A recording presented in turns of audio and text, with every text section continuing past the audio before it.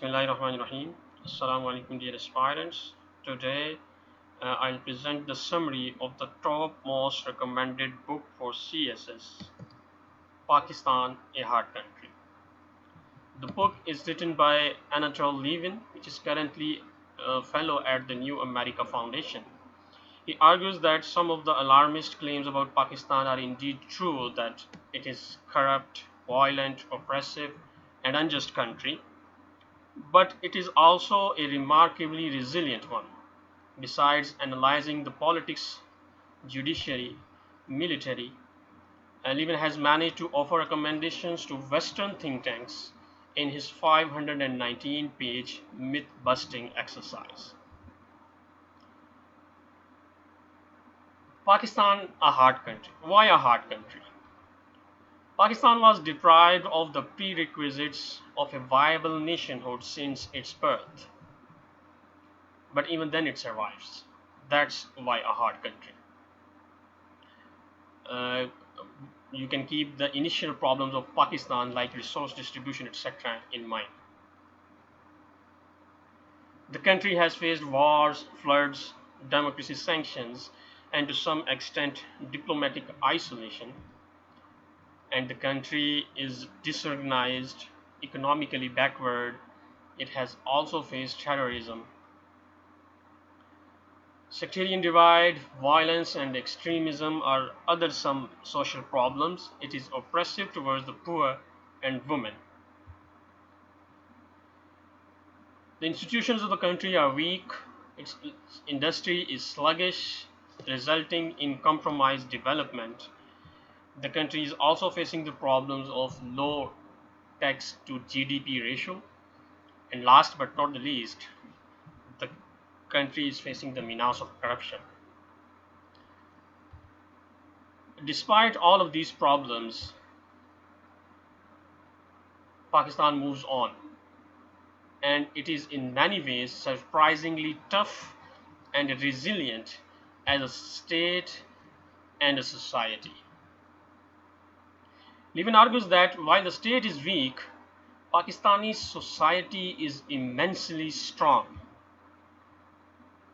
This is because beneath the chaotic surface, the country is held together by the underlying structure of kinship and patronage, which accounts for its relative stability. Let us discuss about the kinship loyalties and their impact on Pakistan. The kinship loyalties, people want favors in job placements, and those who are not who do not want to do any kind of job, they want favors in awarding of business contracts.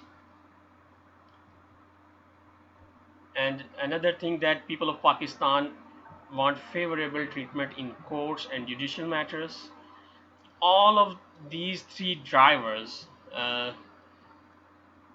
reinforce the kinship loyalties in Pakistan.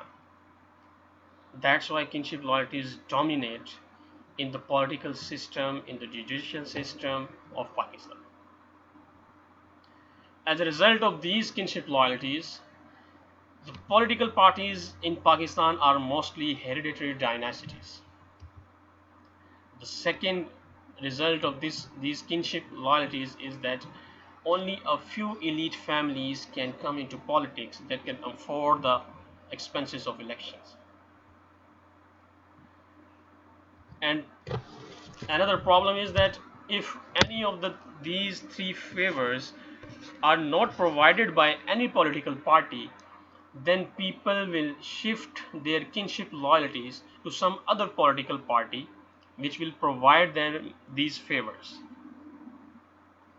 So that's how kinship loyalties dominate the social political culture of Pakistan. So this results in the conclusion that corruption and discrimination are inevitable outcomes of the problems or kinship loyalties faced by Pakistan. The second thing that Levin said about Pakistan is that it is Janus faced. It is having two contrasting aspects. Uh, Kinship ruined the industry. The industry is sluggish, but one must also not forget that this kinship structure also ensures the accountability towards the followers of political elites.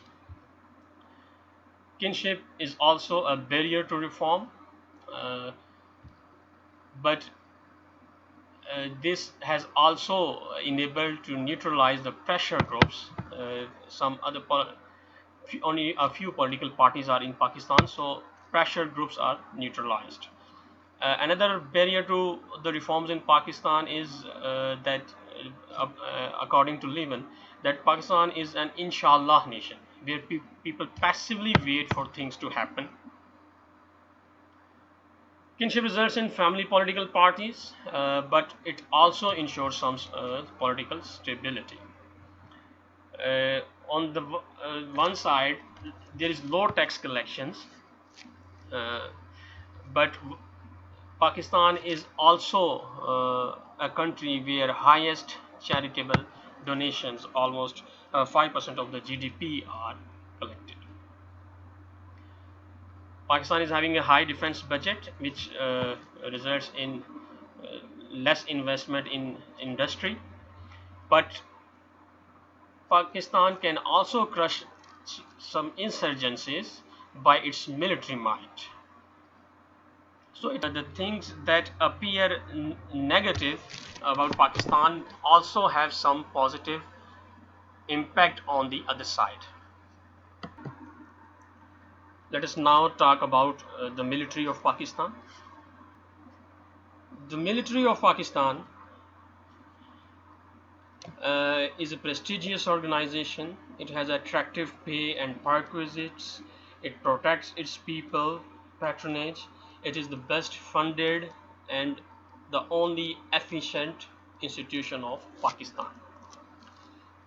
Due to these traits, the army is able to attract better human resources, can provide them better training, and this makes army the best run institution. As a result, army has better administration than the political clans. But even then, the army failed to reform. This was because Western demands to restore democracy in the form of democracy sanctions, and it is a fact that army cannot function for too long in the parliament because it has to draw support from the same pyramid of kinship networks. So this was about army. Uh, Regarding the judicial system of Pakistan, Anatol Levin has analyzed that there are three parallel justice systems in Pakistan: the judicial system of the state, local folks law, and Islamic law. The, the judicial system of the state is perceived as foreign or British, and it lacks ownership of the people. The courts are overloaded and it takes inordinate length of time for the disposal of cases. Uh, the courts are not an exemption of kinship towards the kinship influence. Distrustful exercises by the laws and sheer carelessness from the police.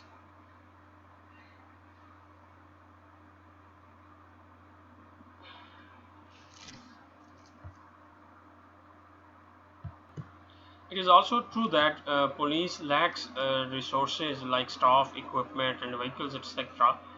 But it is also true that police lacks the will towards the reforms or towards the service to the nation. Regarding local folk law of the country, it is quick. It is not the disposal of the cases in jirgas doesn't take that much time that is taken in the judicial system of the state, but it is violent. The case of Mukhtar Mai and the story of the two Baloch girls who were shot dead and buried alive for choosing to marry out of clan are instructive examples in this regard. It is also negotiated between the culprit and aggrieved parties, and Jirga is normally headed by inept sardars. Jirga and Panchayat is presided over by sardars irrespective of their intellectual ability. Kinship loyalties dominate here too. Favors to Biradri is another trait of this local folklore. It is quick but could not be replaced. Uh, the judicial system of the state cannot be replaced by local folklore because it is not widely practiced in Pakistan. Economic interest of the judges, economic interest of the lawyers and policemen is a hurdle in the implementation of Jirga system. Their incomes from bribes and fees will be greatly diminished. Secondly, the sphere of influence is within the town or village where the sarpanch or the leader of the panchayat knows every individual personally. So this cannot spread to the whole of the country. So normally people negotiate between the two laws, the judicial system of the state and the local folk law.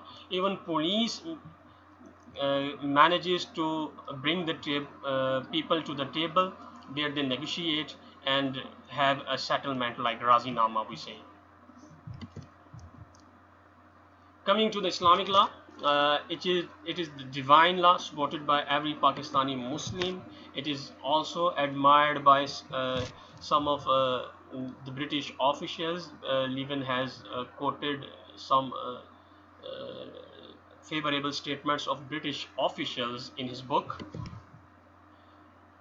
Some of the efforts to implement Sharia in Pakistan, Sharia courts, Hudud ordinance, Islamic banking, etc. Keep in mind the Zia Islamization policy. But sectarian divide is again a hurdle in the implementation of Sharia law. Sunni, Shia, Deobandi, Wahhabi, Brelvi, Salfi, which Sharia? We have identities within the identities, so which is a hurdle in the implementation of Sharia law. Talking about the foreign policy of Pakistan, Levin has unveiled to the foreign think tanks that foreign policy of Pakistan is primarily driven by its rivalry with India. Indian ties with northern allies of Afghanistan leave Taliban a better option for Pakistan. So Pakistan fears that Indian ties with northern allies will make a nutcracker-like Indo-Afghan nutcracker-like situation for Pakistan.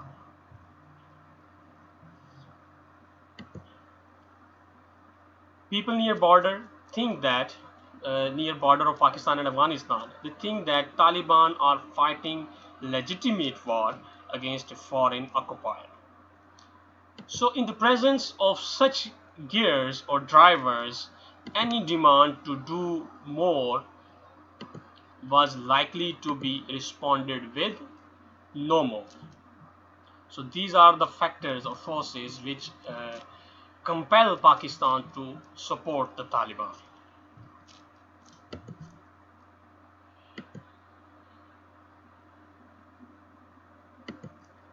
So, talking further, Levin said that insurgencies and the actions of the non-state actors, religious fundamentalism, and Taliban are not a threat to Pakistan and against the military might of a Muslim nation with nukes.